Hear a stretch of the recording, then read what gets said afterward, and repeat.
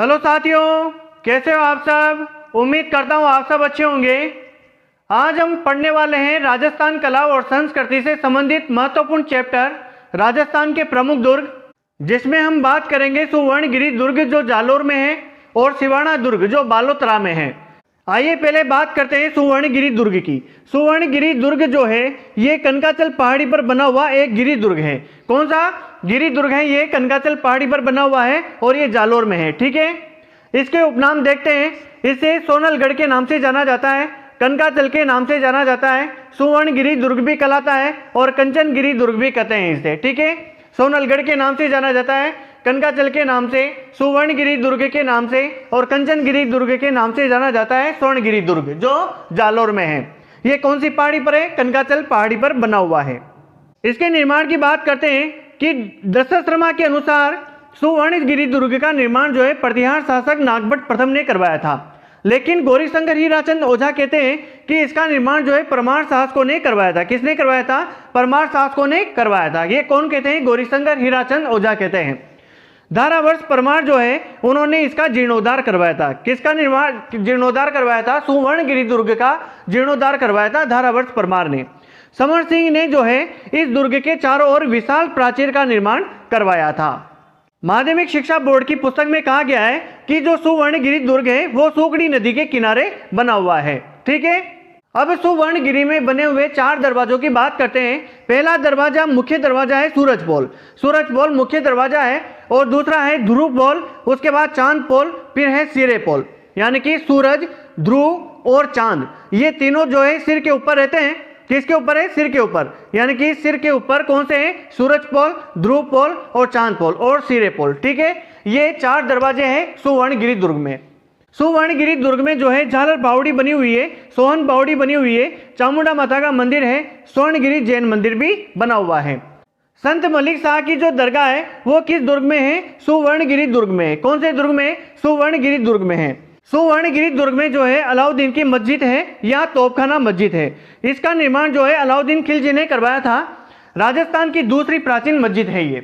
पहले ये परमार शासक भोज द्वारा निर्मित संस्कृत पाठशाला थी, उसको तोड़ करके अलाउद्दीन खिलजी ने इसे मस्जिद का रूप दिया था। ठीक है, यहाँ पे परमार कालीन स्तंभ है यानी कि कीर्ति स्तंभ बना हुआ है, जिसका निर्माण किसने करवाया था? परमारों ने करवाया था। अब बात करते हैं जालोर के साके की। जालोर का साका जो हुआ था वो 1311 ईस्वी में हुआ था। उस समय जालोर के शासक कौन थे? कानड़देव चौहान थे। कौन थे? कानड़देव चौहान थे। ठीक है, उस समय आक्रमण किसने किया था? अलाउद्दीन खिलजी ने किया था। किसने किया था? अलाउद्दीन खिलजी ने किया था। और अलाउद्दीन खिलजी का जो सेनापति था वो कौन था? कमालुद्दीन गुर्ग था। ये क्वेश्चन पूछा जाता है, इंपॉर्टेंट है। उस समय केसरिया किसने किया था? केसरिया किया था कानड़देव चौहान ने, और कानड़देव चौहान के जो पुत्र थे वीरमदेव चौहान ने।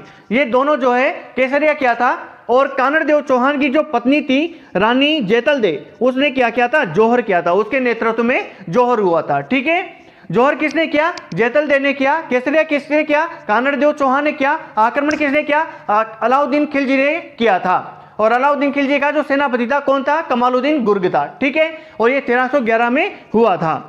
उस समय अलाउद्दीन खिलजी ने कानड़देव चौहान के सेनापति दहिया बीका को गुप्त रास्तों के बारे में बता दिया गया था। ठीक है, तो दहिया बीका के कारण ही ये जालोर का साका हुआ था। अलाउद्दीन ने इस विजय के बाद में जालोर का नाम क्या रखा? जालोर का नाम जलालाबाद रखा था। ये बहुत सी बार क्वेश्चन पूछा जाता है। उद्योतन सूर्य की कुवलय माला, उद्योतन सूर्य की कौन सी माला? कुवलय माला की रचना जो है इसी दुर्ग में हुई थी। कुवलय माला की रचना इसी दुर्ग में की थी। किसने? उद्योतन सूर्य ने। हसन निजामी ने क्या कहा है? हसन निजामी ने कहा है कि जालोर दुर्ग बहुत ही शक्तिशाली और अजय दुर्ग है, जिसके द्वार कभी किसी के द्वारा खोले नहीं जा सके। ठीक है, जिसके द्वार कभी किसी के द्वारा नहीं खोले जा सके। इसलिए तो अलाउद्दीन खिलजी ने किसकी सहायता ली थी? दहिया बीका की, जो कानड़देव चौहान का सेनापति था। इस दुर्ग के बारे में एक कहावत भी प्रचलित है कि राइयों का भाव राते ही बीता। राइयों का भाव राते ही बीता, ये इस दुर्ग के बारे में कहावत है। कौन से दुर्ग के बारे में? सुवर्णगिरी दुर्ग के बारे में कहावत है। ठीक है, तो ये था सुवर्णगिरी दुर्ग। अब बात करते हैं सिवाना दुर्ग की। देखिए जो सिवाना दुर्ग है वो कहाँ पे है? सिवाना दुर्ग बालोतरा में है। कहाँ पे है? बालोतरा में। पहले ये बाड़मेर में था, लेकिन जैसे नए जिलों का गठन हुआ है उसके बाद में ये बालोतरा में आ गया है। सिवाना दुर्ग किस में है? बालोतरा, बाड़मेर में, बालोतरा में है। ठीक है, और ये सिवाना दुर्ग कौन सी पहाड़ी पर बना हुआ है? ये हल्देश्वर की पहाड़ी पर बना हुआ एक गिरि दुर्ग है। हल्देश्वर की पहाड़ी पर बना हुआ कौन सा दुर्ग है? गिरि दुर्ग है ये।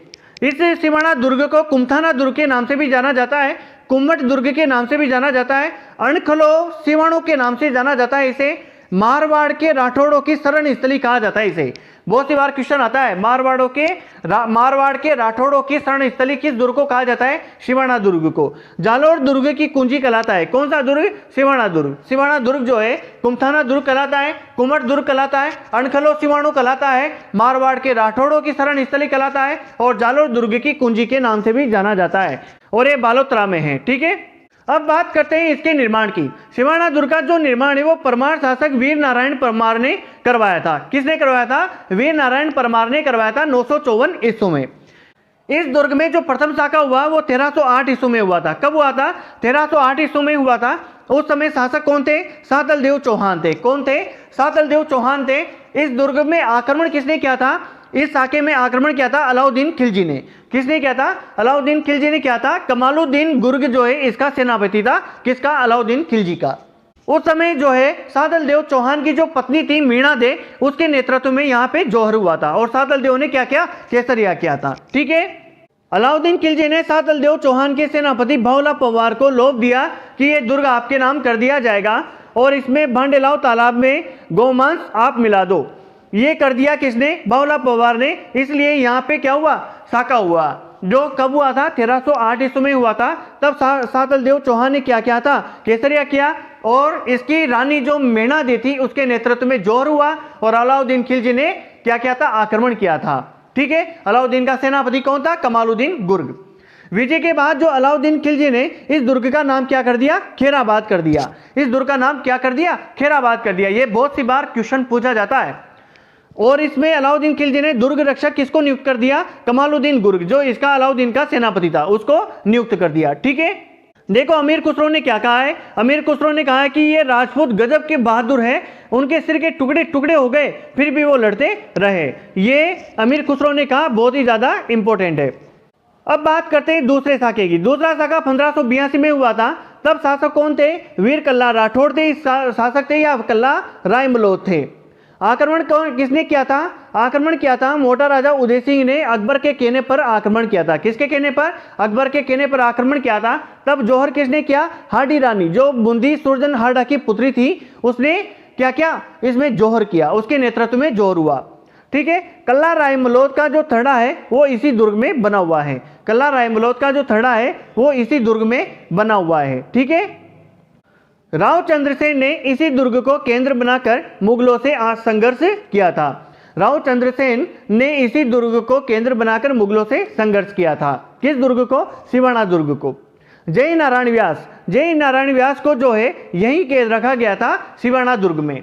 सिवाना दुर्ग में जय नारायण व्यास को कैद रखा गया था। ठीक है, तो ये था राजस्थान के प्रमुख दुर्गों में सुवर्णगिरी दुर्ग और सिवाना दुर्ग।